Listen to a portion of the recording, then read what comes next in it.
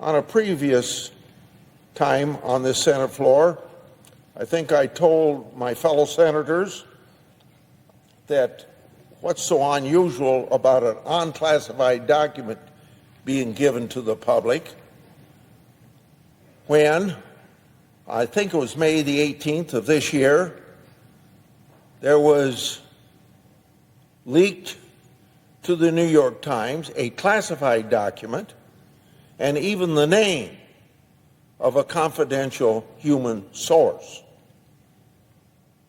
So we're kind of in a strange situation here. Classified document can be leaked to the New York Times, but a non-classified document can't be made public to 300 million Americans if they're interested in reading it. Now, accordingly, Congress still lacks a full and complete picture with respect to what that document really says. That's why it's important that the document be made public without unnecessary redactions for the American people to see. Can you believe redacting an unclassified document? So now, let me assist for the purposes of more transparency on this subject. The 1023 produced to the House committees redacted reference that the foreign national who allegedly bribed Joe and Hunter Biden allegedly has audio recordings of his conversation with them. 17 such recordings. According to the 1023, the foreign national possesses 15 audio recordings of phone calls between him and Hunter Biden. According to the 1023, the foreign national possesses 2 audio recordings of phone calls between him and then Vice President Joe Biden. These recordings were allegedly kept as a sort of insurance policy for the foreign national in case that he got into a tight spot. The 1023 also indicates that then Vice President Joe Biden may have been involved in bereavement employing Hunter Biden.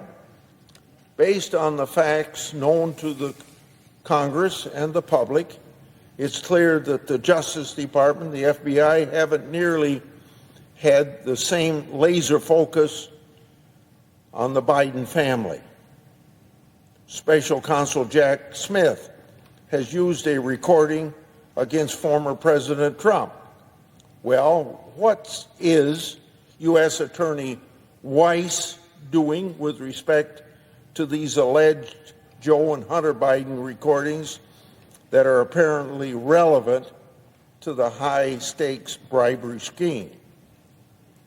Getting a full and complete 1023 is critical for the American people to know and understand the true nature of the document and to hold the Justice Department and the FBI accountable. It's also important for asserting constitutional congressional oversight powers against an out-of-control executive branch, obviously drunk with political infection. Remember, Congress has received 1023s in the past, and they've been made public. So asking for this 1023 to be turned over to the American people to read is not an unusual thing that goes on with 1023s.